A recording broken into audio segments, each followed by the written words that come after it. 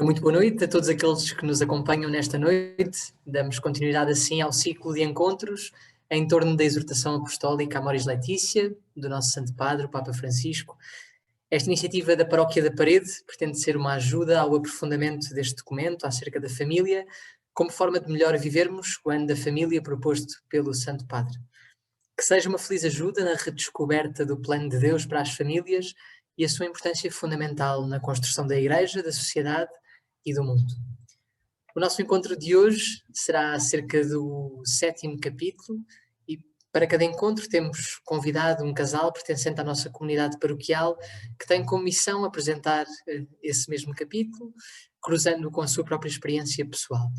Temos também em cada encontro a companhia de alguns convidados que nos ajudam a aprofundar o conteúdo de cada um dos capítulos e no final sempre um pequenino tempo de diálogo para as perguntas que aqueles que nos acompanham em direto possam querer colocar pela publicação no Facebook que fazemos em live stream.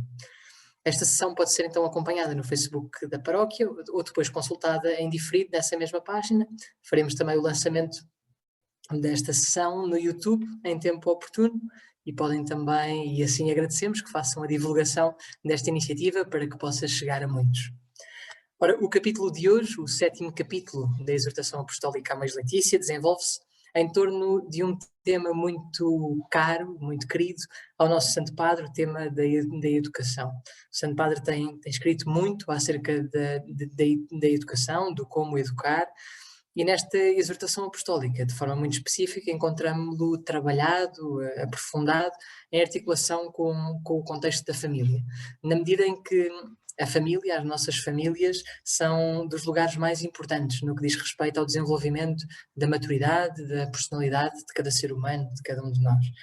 Assim, a função educativa encontra um lugar primordial na família, que é a escola de convivência, de relações, de comunhão, e que procura ser o primeiro modelo e um campo de experiência, de experimentação, para as relações alargadas que acontecem depois na grande comunidade humana à qual pertencemos.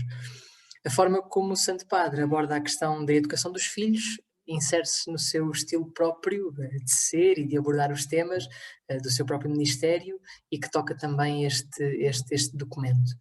Um profundo realismo acerca da realidade como ela se apresenta, pois que nenhum dos condicionalismos do tempo presente são ignorados ou deixados de parte pelo Santo Padre, e uma profunda paciência no que diz respeito ao desenvolvimento dos processos de crescimento, que só pode ser entendida, esta mesma paciência, à luz do Evangelho e da pedagogia do próprio Deus, tal como se revela em Jesus.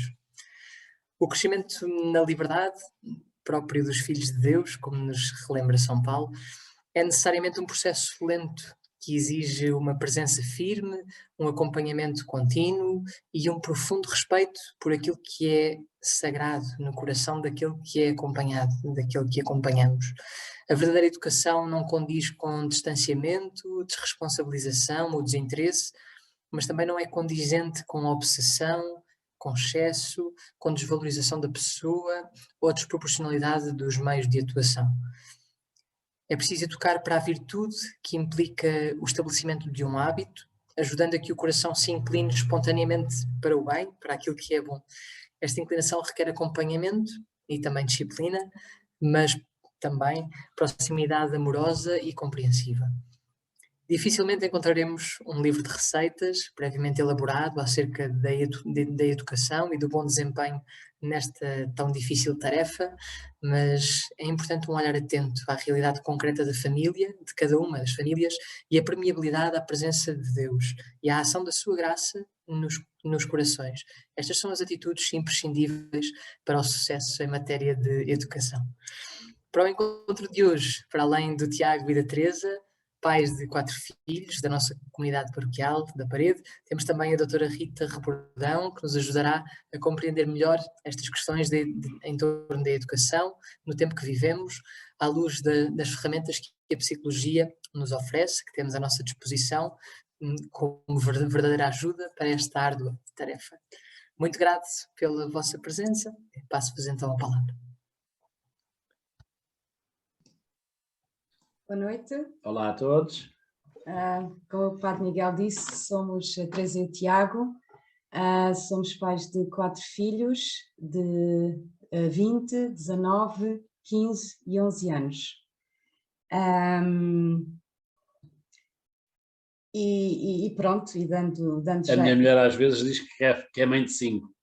Sim. Mas, sendo o quinto eu. Bom, então, dando aqui início ao capítulo 7º, reforçar a educação dos filhos, nós começaríamos aqui pelas palavras do próprio título, reforçar a educação dos filhos. A educação é uma relação entre pessoas, é um processo interativo em que o sujeito educativo é o educando, o filho, e cujo objetivo principal é formar pessoas autónomas. E penso que todos nós estamos de acordo a que o processo educativo é mais exigente para o educador do que para o educando. O Amores Letícia é um conjunto de textos interpelativos, não livre de receitas, como o Padre Miguel disse. Em educação não há receitas e cada vez mais nos convencemos disso. Aquilo que serve para uns não serve para outros, aquilo que se aplica a uns não se aplica a outros. Depois temos educação dos filhos.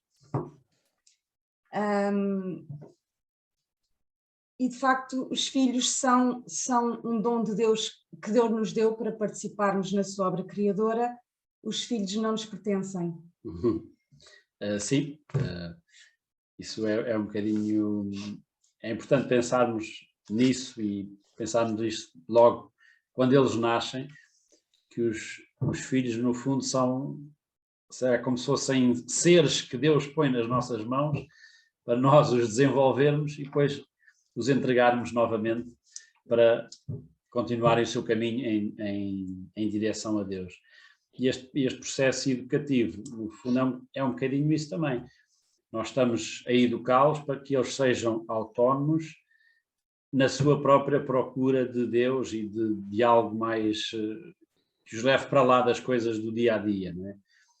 Que é isso que nós queremos para nós também e é o que queremos para os nossos filhos.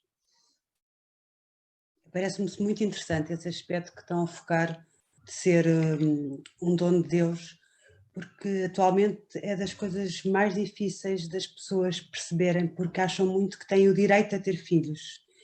E depois são tão planeados, são tão queridos, são tão desejados, que quase que é como ir ao supermercado, quase arranjar um determinado modelo. E que depois não corresponde a todas as expectativas, e isso faz com que os pais muitas vezes tenham este sentido de que lhes pertence os filhos e esquecem-se que estão a colaborar com Deus. Isto é um aspecto fundamental, não é? Estão a focar, parece muito interessante, realmente ver-se os filhos como um dom de Deus. Já agora, Rita, para além de psicóloga, é mãe de quantos filhos? 7 filhos. 7 filhos. 7.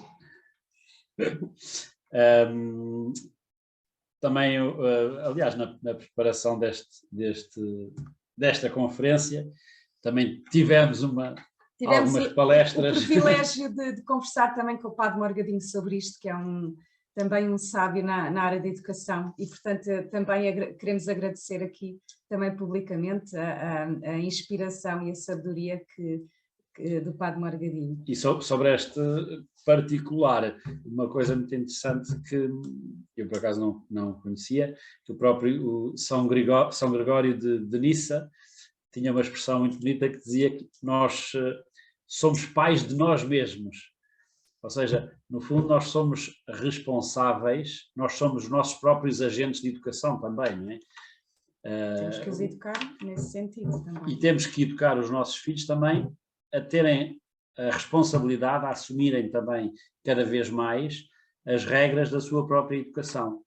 Sobretudo no que diz respeito até à parte mais, como é que eu ia dizer, mais religiosa, que não é uma formação formal, digamos, usando o plenário, tem que partir do próprio, esse desejo de querer saber mais, de querer ir mais além, de pesquisar, de ter dúvidas, de questionar, de ver determinada coisa, ou de saber determinada coisa e questionar-se porque é que é assim.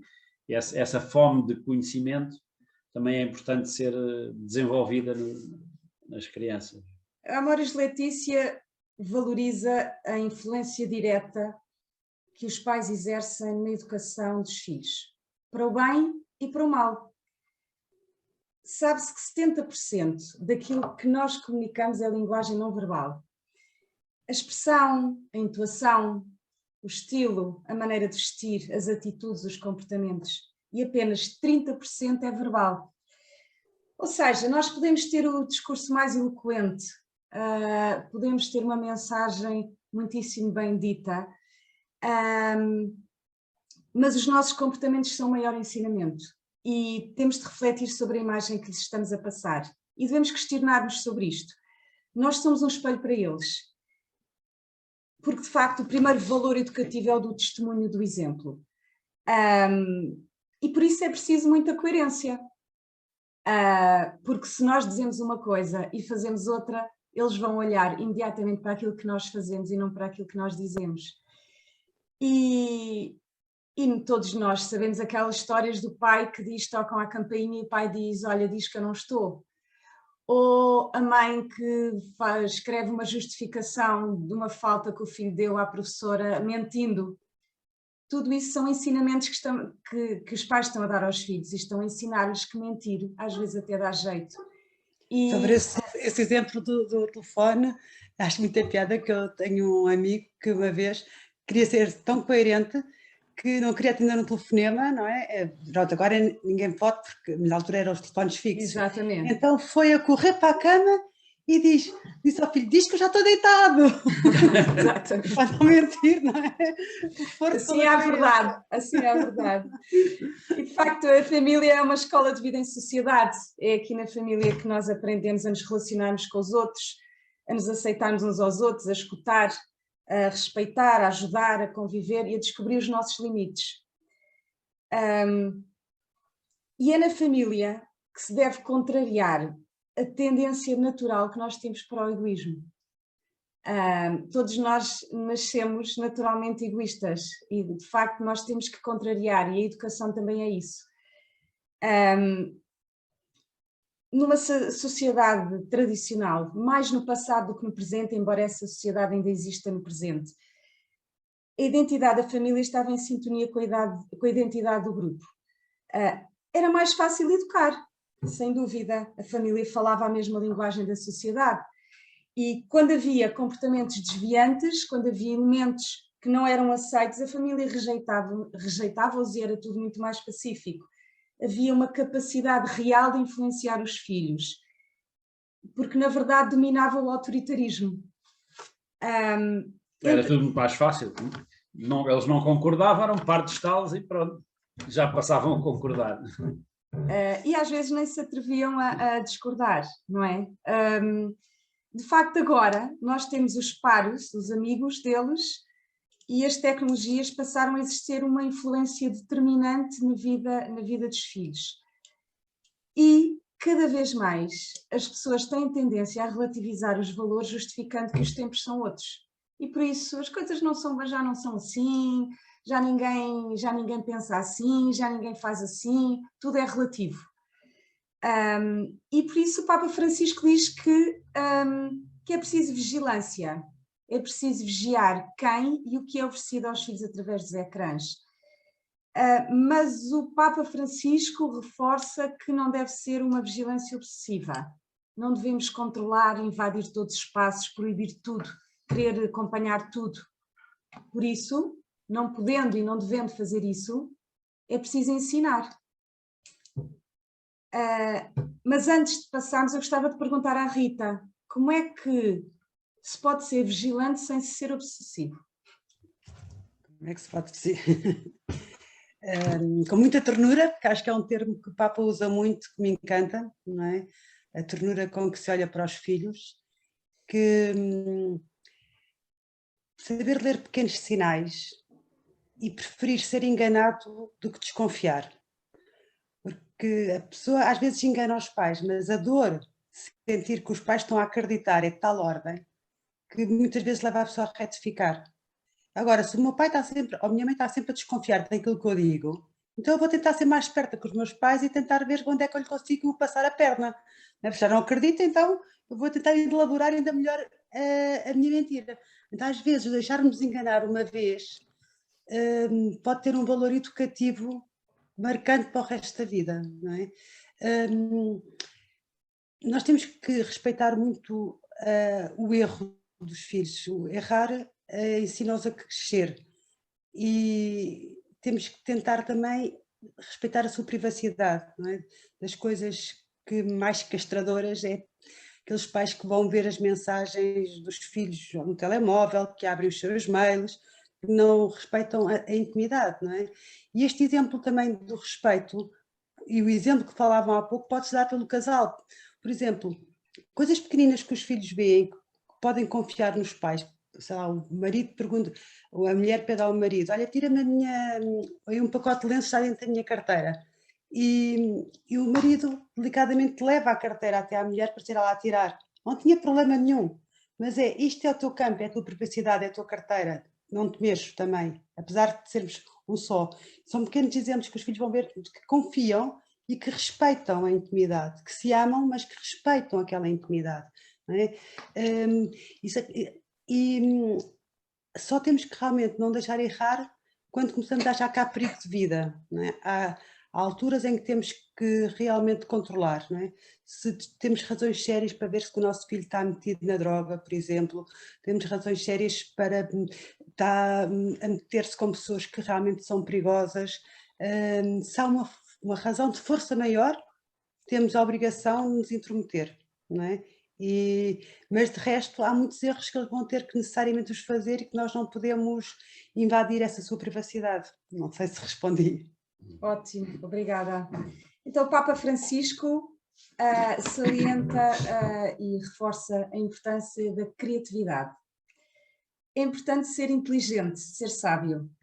É preciso ajudá-los a amadurecer e a lidar, neste caso relativamente aos ecrãs, com os conteúdos de acesso muito fácil. E o Papa Francisco diz mesmo que temos que nos reinventar. Depois fala na questão da escola. Diz que a escola é muito importante, sem dúvida, mas nós não podemos delegar só na escola a transmissão dos valores. Os nossos filhos não estão todos no ensino público, mas nós, embora achemos obviamente importante centrar na família o que é fundamental, nós escolhemos grupos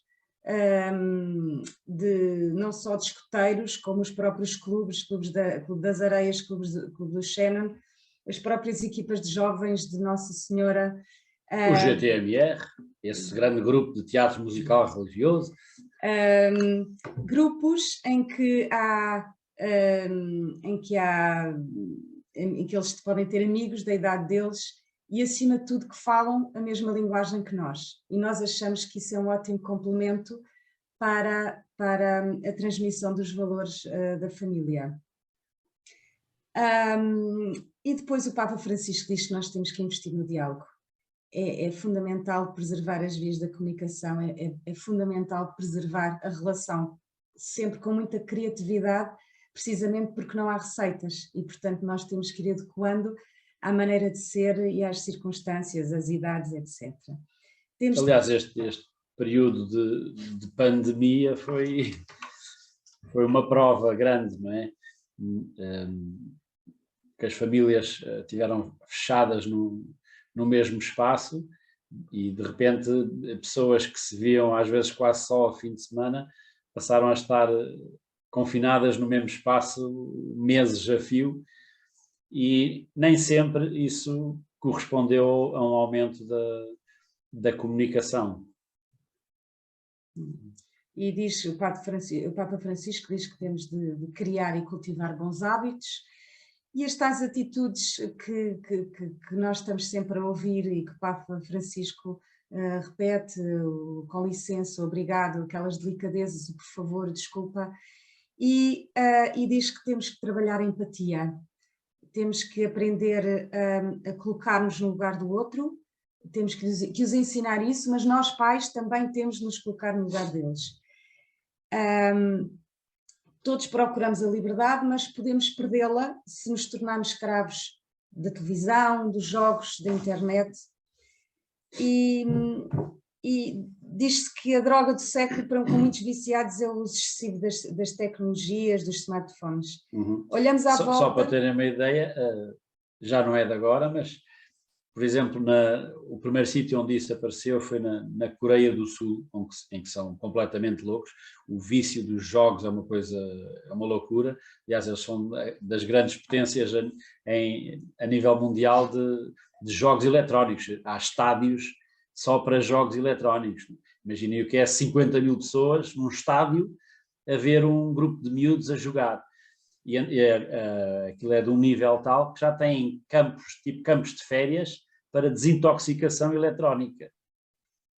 Isto começou por ser na Coreia do Sul, mas hoje já há em muitos países. Pois, mas a questão é que muitas vezes não são só jovens.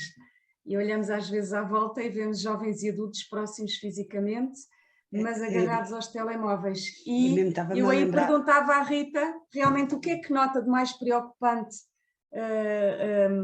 nos jovens no uso das tecnologias? Eu ia começar pelo fim, como começou a dizer dos adultos, estava-me a lembrar, precisamente de uma pessoa com quem eu falei há pouco tempo, uma jovem, que me dizia, eu desisto de falar com os meus pais. Vamos no carro, eu vou atrás, cada um deles com os seus fones à frente, eu não consigo falar com eles. Nós temos neste momento uma geração de adultos que está muito, muito mais viciada do que os jovens. Os jovens nasceram com isto e vivem com a tecnologia, com uma série de coisas. E o adulto foi um novo consumidor. Portanto, ao ser um novo consumidor que não foi compatibilizando com o resto da sua vida, acaba por ter, às vezes, comportamentos mais preocupantes do que os filhos, certo?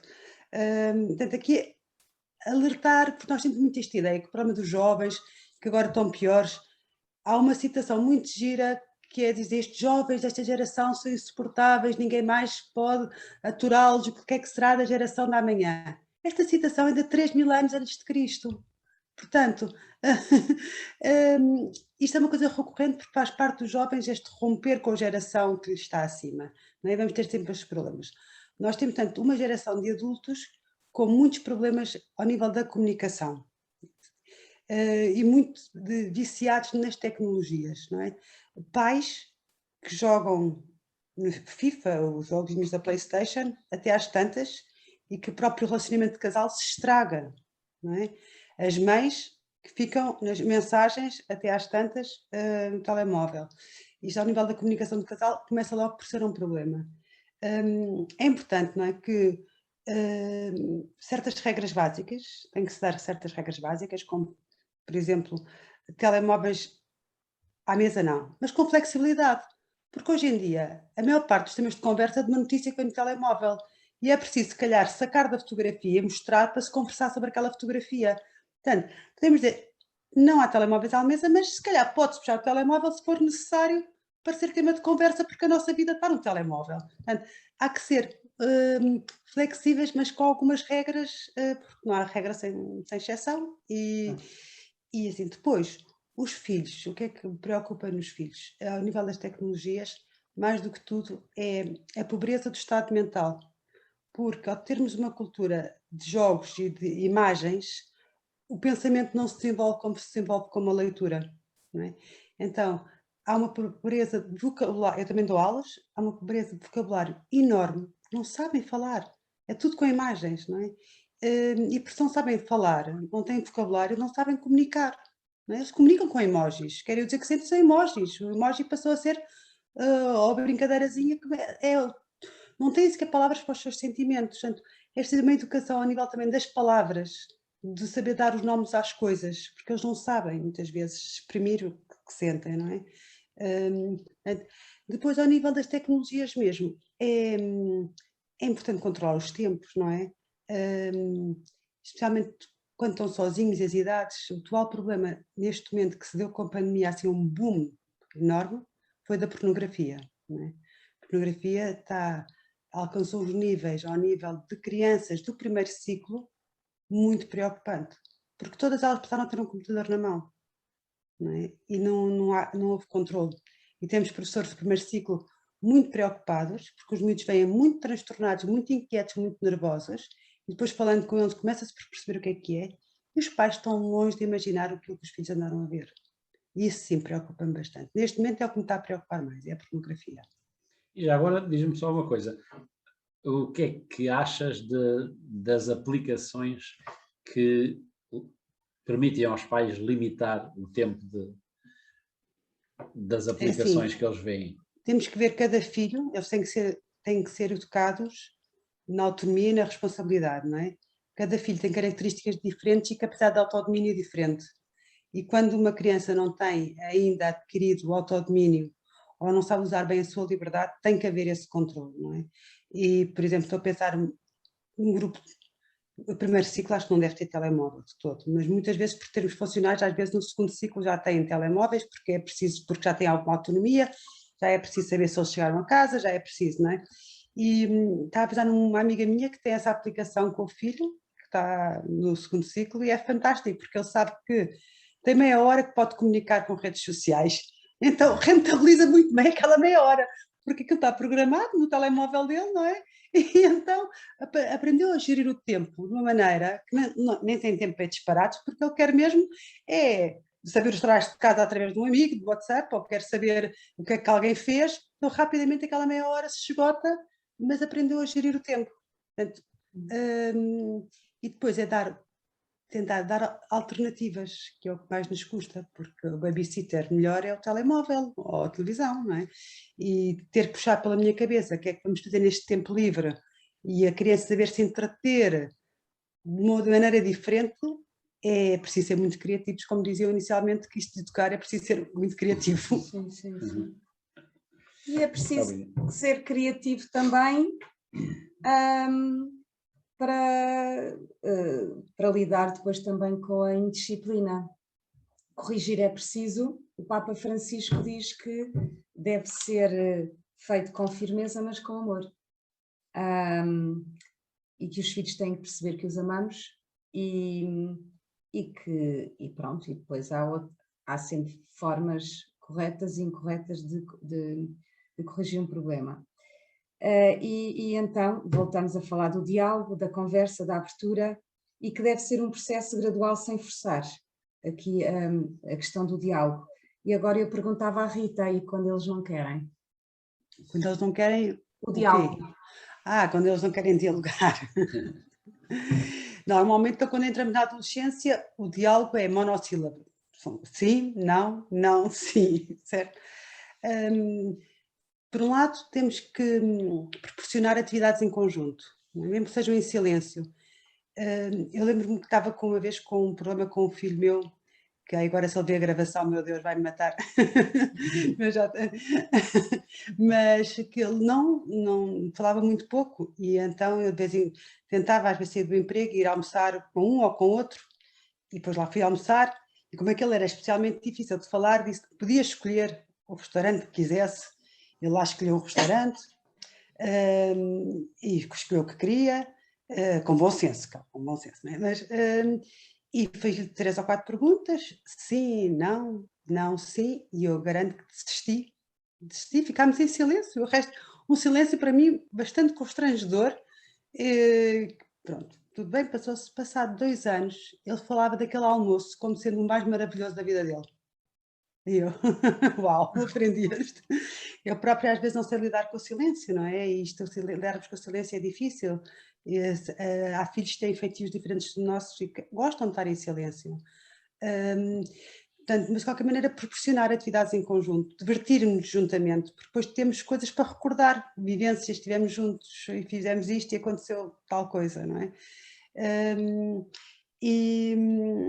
Portanto é muito ir dando, e depois uma coisa também que ajuda bastante é contarmos coisas banais da nossa vida, porque no outro dia algum dos filhos comentou que sabia muito pouca coisa das minhas origens, quando eu era pequenina. Realmente eu preocupo mais de contar muitas coisas do dia a dia, mas às vezes poucas. Pronto, e para eles é importante saberem a nossa identidade. A identidade deles constrói-se também na base da nossa identidade, da nossa história. E contarmos coisas da nossa infância, contarmos coisas do nosso passado, contarmos do nosso casamento, contarmos o que seja, isso ajuda-lhes a criar a sua própria identidade e a fazerem-nos perguntas e a interessarem-se por essas coisas. Às vezes não lhes apetece falar deles, mas ao menos que falem, então, nós, não é? E quando não querem falar deles também, há tantos assuntos para falar, de tentar ir ao encontro dos interesses deles também, não é? De ver um bocadinho o que é que está na moda. Ainda hoje reparei, está na moda uma série nova, horrorosa, coreana, parece, mas pronto, lá fui ler os resumos daquilo, porque mais dia menos dia vai aparecer à mesa, eu tenho que saber o que é que se passa. E isso também é importante, nós irmos ao encontro dos interesses deles. E quando se propõem valores, segundo o Papa Francisco, é preciso fazê-lo pouco a pouco, gradualmente, adaptado à idade, sem metodologias rígidas. Cada caso é um caso, e estimulá-los na linha da responsabilidade. E temos de conversar muito com eles. E a família é a primeira escola onde se aprende o bom uso da liberdade. É importante, porque na verdade vivemos a sociedade digital do instantâneo. É importante educar para a capacidade de esperar o momento certo. E de facto um dos grandes desafios dos pais é educarem os filhos para a capacidade de esperar. Caso contrário, tornam-se prepotentes e querem tudo imediatamente. E a educação sexual deve vir neste sentido. Relativamente à educação sexual, o Papa promove-a dentro da família, devendo acontecer de acordo com a idade e a maturidade dos filhos, e é importante que se saiba dizer a coisa certa, no momento certo, da forma certa. E na idade certa. Sim, é inegável que eles sabem mais do que nós. Ou conversamos com eles, ou deixamos que eles aprendam muitas vezes de forma distorcida com os outros. O Papa Francisco afirma que hoje não se toma a sério a educação sexual. Rita, porquê? Penso que o Papa, quando se refere a esta falta de seriedade, é porque não se educa na sexualidade como um todo, não é? A atual educação da sexualidade é mais ao nível da componente biológica e da procura hedonista de prazer, não é? O ato sexual, a educação da sexualidade é misturada com o prazer sexual. E educar para a sexualidade não é educar para o prazer sexual, educar para a sexualidade é educar para o amor, não é? Para os afetos, não é? Para o amor, que é mais do que afetos. Ainda bem que fala de afetos, porque a nossa sociedade é extremamente afetiva. E eu sinto, não sinto, é o que interessa. Eu agora sinto alguma coisa por esta pessoa, relaciono-me com ela, envolvo-me com ela fisicamente. Eu não sinto, acaba a relação, não é? Portanto, tocar na sexualidade é mais do que os afetos, é controlar a minha afetividade, percebendo que a minha afetividade tem que ser fruto também de um ato da minha vontade, não é? Porque eu amo aquela pessoa, eu esforço-me para fazer aquela pessoa feliz e não só quando me apetece ou não me apetece, não é? Porque se eu vou numa relação de casal, se eu vou só tentar fazer o outro feliz quando me apetece, então era complicado. Acho que muitas vezes pode não apetecer, ao menos quando vimos cansados, não é? Então, é esta educação da sexualidade que o Papa fala, que começa desde pequenino, porque começa desde pequenino na entrega ao outro. Eu entrego-me ao outro, eu sacrifico-me pelo outro. O amar é sacrificar-nos pelo outro. Não há amor sem dor, não é? Portanto, e este sacrifício, quando nós temos uma sociedade hedonista que só procura o prazer, não faz qualquer sentido, não é? Por isso, necessariamente fala de uma educação incompleta, não é? Que também não respeita, também penso que o Papa fala disso, que não respeita a verdadeira complementariedade entre o sexo masculino e o sexo feminino. Não há uma valorização destas diferenças e quer-se fazer, no fundo, tudo como se fosse homogéneo, quando na realidade é diferente, são complementos. Exatamente. A educação sexual deve incluir o respeito, deve incluir a valorização da diferença, a aceitação do corpo como foi criado, a valorização do próprio corpo na sua feminilidade ou masculinidade e a reciprocidade entre masculino e feminino. O Papa diz que não se deve ser rígido quanto a certas funções exclusivamente masculinas ou exclusivamente femininas. Não há mal que uma mulher tenha um cargo de chefia, nem que um homem dance. Não se deve ser rígido, impedindo que isso aconteça. E diz que devemos, de facto, desenvolver nos filhos um sentido crítico perante um monte de propostas que lhes são bombardeadas a toda a hora. E, de facto, como a Rita estava a dizer, frequentemente a educação sexual é reduzida apenas à procura do sexo seguro. E se olhamos à volta e vemos as cidadanias nas escolas, e eu sou professora de cidadania também. Mas vê-se, olhamos à volta, a educação sexual é reduzida a isto apenas. E o Papa diz que uma coisa é compreender as fragilidades da idade, outra é encorajar os adolescentes a prolongarem a maturidade na sua forma de amar. E diz que é importante precisamente ensinar as diferentes expressões do amor, o cuidado mútuo, a ternura respeitosa, a comunicação rica de sentido. Depois fala também ali um bocadinho na família como escola do cuidado ecológico. Sim, no fundo a ecologia também é um respeito pelo... O nosso cuidado com a ecologia também pode ser um bocadinho espelho do nosso respeito por aquilo que Deus criou, não é? Se nós desprezamos o ambiente, estamos a desprezar uma coisa que foi feita por Deus. E nesse sentido devemos ter esse cuidado ecológico. Antes de se falar em ecologia, já São Francisco de Assis andava a brincar com os animais, não é? E tinha muito presente este conceito de ecologia. E isto também pode ser importante em nossas casas e, mais uma vez, em termos de educação, aquilo que nós fazemos é muito mais visível do que aquilo que nós dizemos, não é? Se nós estamos sempre a dizer, olha, não te esqueças, põe o papel no papelão, não sei o quê, e depois machucamos um bocado de papel e deitamos para o lixo, não faz mal, depois eles lá depois escolhem, e se descartamos assim, não estamos a dar um bom exemplo, não é? Pois a família é também um lugar privilegiado para a transmissão da fé. Deve ser um lugar onde os filhos aprendem a cultivar a espiritualidade. E os pais devem ser instrumentos nas mãos de Deus, mas devem ser um exemplo dessa confiança em Deus, de oração. E o Papa Francisco fala num esforço criativo, mais uma vez. Diz que a catequese familiar deve ser valorizada e que a educação na fé deve adaptar-se a cada filho. Às vezes as receitas não funcionam e por isso as crianças precisam muito de símbolos, de gestos. E de hábitos também. De hábitos. Tal linguagem não verbal, os tais gestos. E os testemunhos luminosos.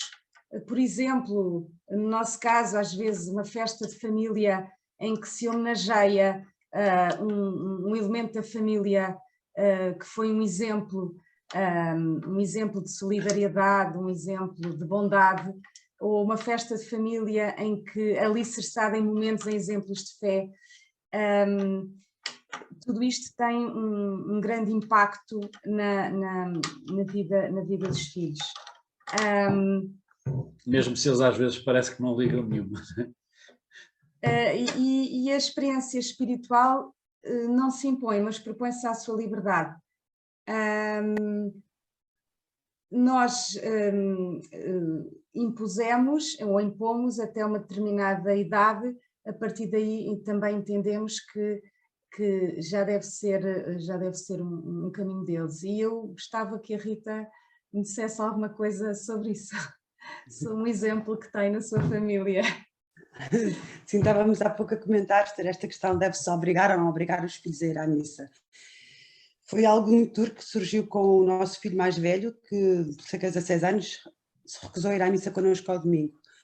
Uma coisa boa que nós tínhamos é que tínhamos por hábito de irmos todos juntos à missa, portanto não havia o hábito de sairmos todos, não é? Porque se calhar quando vão uns e outros torna-se, parece uma coisa mais individual e aqui nós quisemos mostrar muito que era importante irmos em família, íamos toda a meia hora, íamos ao meio-dia, e então dissemos que não, até aos 8 anos não escolhes, vais à missa connosco. Este filho gostou-me bastante, ele ficava ao fundo da igreja a desenhar, e eu pensava, o que é que o padre vai dizer? Ele está a desenhar o tempo todo durante a missa, e está lá ao fundo, começa a me estar zangado, mas ficava na missa.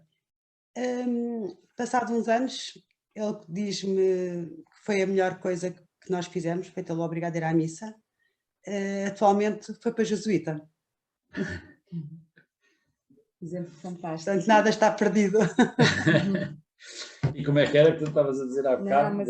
Não, mas é só aqui uma coisa. O Papa Francisco diz que os momentos em família, por vezes duros e difíceis, podem ser muito educativos. Uma situação de doença que reúne a família em oração, ou mesmo até uma coisa boa que aconteceu, também se pode reunir uma família em oração em agradecimento. Mas relativamente às tristezas e aos sofrimentos, nós também sempre entendemos que não devemos poupar as crianças à doença e à morte, tendo em conta que elas fazem parte da vida. Os nossos filhos foram habituados a ir aos funerais desde pequenos e não lhes faz impressão nenhuma agora, a morte faz parte da vida.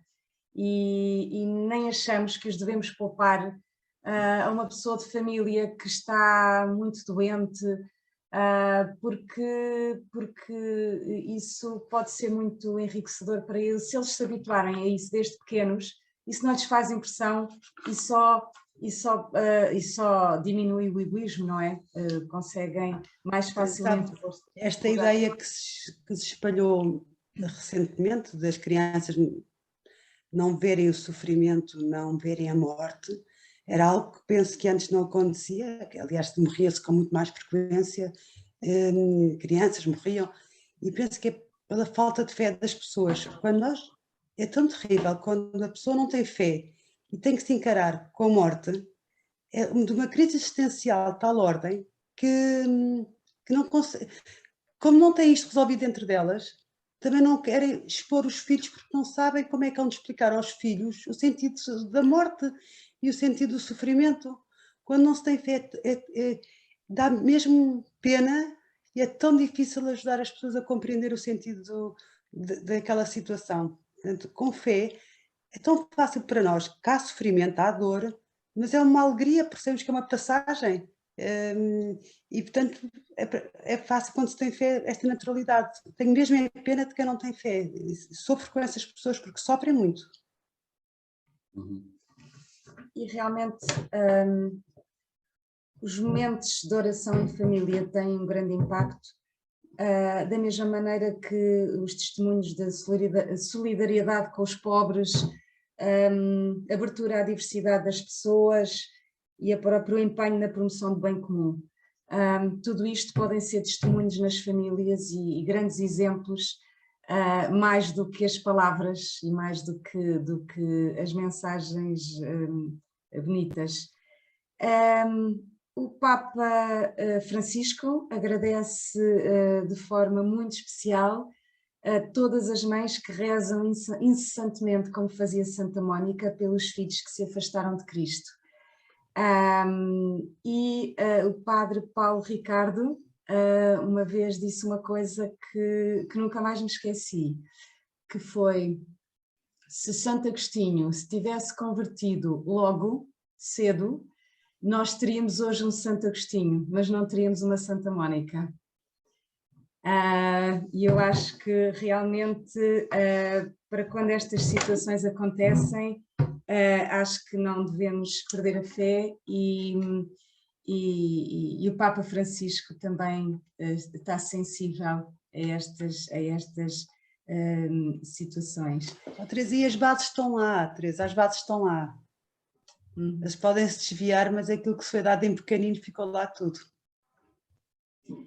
Eu não sei, eu gostaria de só mostrar aqui uma coisinha no final, não sei se a Rita, mas a Rita depois poderá, não sei se quer acrescentar mais alguma coisa. Nós fomos conversando, não é? Ao longo deste... Sim, então se calhar eu vou mostrar aqui uma gracinha no final. Temos ao Rafael para lançar.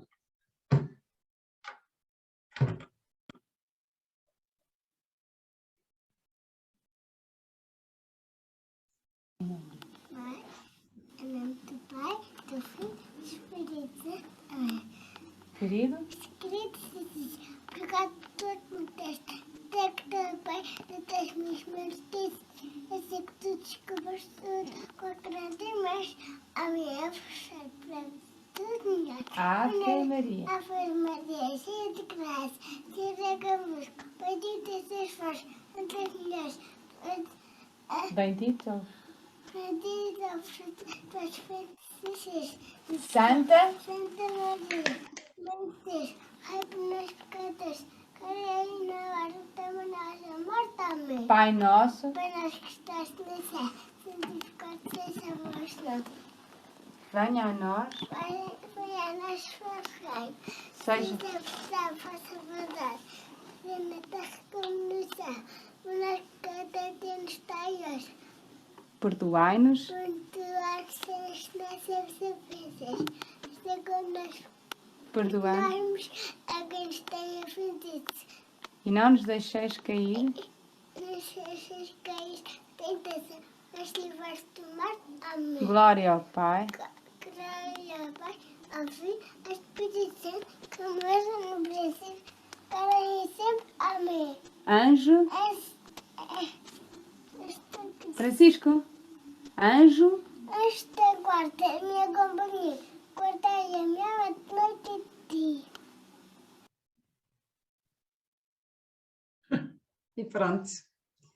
Queríamos agradecer mais uma vez à Rita a disponibilidade e a simpatia como respondeu a este nosso desafio. E a sabedoria. E a sabedoria também. E ao Padre Miguel, claro, e queria reforçar também o nosso agradecimento ao Padre Morgadinho, que conversou connosco sobre este tema antes e que tanto Nos ajudou a preparar.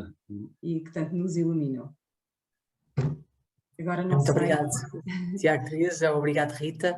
É só percebermos se aqueles que nos acompanham lá em casa têm alguma pergunta que queiram fazer, algum tópico que tenha sido tocado, mas eventualmente menos aprofundado. Vamos só esperar um bocadinho e ver se nos chegam algumas perguntas.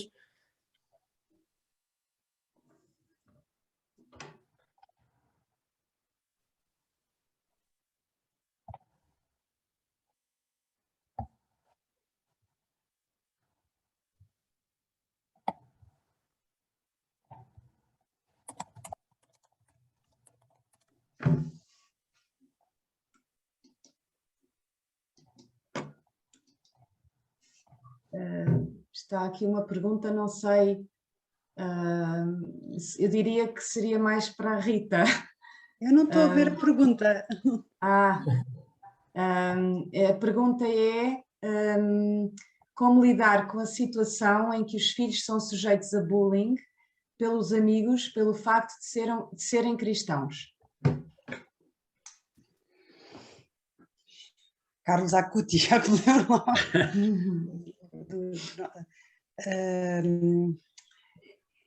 Como lidar? Assim, acho que se calhar se dermos como exemplo os nossos irmãos que estão em países mais muçulmanos que sofrem tantas atrocidades, eles e os seus filhos, e que aprenderam com tanto orgulho, com tantas dificuldades, são cristãos, eles também vão conseguir perceber que não é um simples comentário ou troça que vai destruir a nossa fé, não é? Depois, conseguir este orgulho também, orgulho em ser cristão, não é? Também solidifica quando temos nossos filhos enturmados noutros grupos fora da escola, pessoas que partilham os valores, pessoas da mesma idade que partilham os valores. E às vezes pequenos campos de férias que fazem podem ajudá-los tanto a perceber que há miúdos em todo o lado tão normais, tão espetaculares, não é? E que têm a mesma fé que nós. E depois perceber que quem goza normalmente é que está mal, não é? E, portanto, que eles têm que rezar por esses que estão a ridicularizar, porque quem ridiculariza tem uma grande insegurança por trás. E no fundo se calhar até quer descobrir a grande verdade. De aprender a olhar o outro, que está, ou seja, termos um certo complexo de superioridade, na verdade. Olhar o outro que me está a gozar é que no fundo precisa mesmo da minha ajuda. E como não me deixa ainda abordá-lo, vou começar por rezar por ele, não é? E continuar e perceber que aquilo significa uma fragilidade. E tentar muito que este filho vá falando em casa e que às vezes há discussões que não vale a pena ter, nem respostas que vale a pena dar a provocações, que não é por estarmos a tentar justificar a nossa fé que vamos converter o outro. Pronto, olha, eu acredito, e também se calhar como há muito esta ideia que nós temos de ser tolerantes, desenvolver a mesma questão, olha, já que vamos sempre falar de tolerância, tens de ser tolerante com pessoas que não pensam da mesma maneira que tu. Onde é que está a tua tolerância? Não é? Não sei se ajudei. E outra pergunta, se podemos ser uma referência para outras crianças, não sendo nossos filhos, na linha do santos da casa. É verdade que às vezes, não sei, digam agora, digam vocês. Não sei. Se podemos ser uma referência para outras crianças. Assim, há aqueles hábitos que nós temos em casa, não sei se estarão a falar disto, mas há certos hábitos, por exemplo, a oração às refeições. Se temos um convidado, vamos partilhar essa oração com ele. Sim.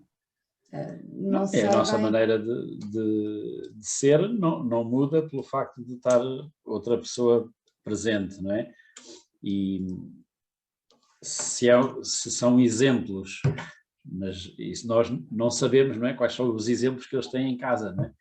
Só, eventualmente os nossos filhos é que poderão saber se houver alguma conversa nesse sentido. Se eles acharem estranho, os teus pais rezam à mesa, coisa tão esquisita. Qualquer coisa nesse género. Há um exemplo, Tiago, que é fundamental nós darmos, é o nosso próprio exemplo, não é? Que não dizer mal de ninguém, por exemplo, das coisas que um cristão se deve esforçar por fazer, não é? Viver a caridade e a compreensão com todos. Isto muda muito o tom de uma conversa e acaba por ser conversas muito mais agradáveis que aqueles que estão habituados a ouvir e atrai não haver discussões e atrai o respeito com que se tratam e aquele calor muitas vezes é referência para a fé de muitas pessoas que se viram converter devido a outras famílias que bem que se estava ali, não é? A própria alegria que a pessoa mostra, não é? Contraria um bocadinho aquela ideia de que os católicos são de sérios ou são muito enjoados ou são... a pessoa quando mostra alegria, quando tem atividades divertidas, acabamos por desmistificar ali um bocadinho aquele preconceito relativamente aos católicos. Os católicos jovens também são divertidos e também fazem coisas engraçadas e isso pode ser também um bom exemplo, não é? Aliás, não sei se era o Papa João Paulo II que dizia: nós temos a obrigação de ser alegres, não é? temos que mostrar que somos alegres. Às vezes, os melhores exemplos que se pode dar, não é? A alegria é uma coisa que... Não é a ausência de problemas, não é? Mas podemos Não. ser alegres mesmo tendo problemas. Não sei se há mais perguntas.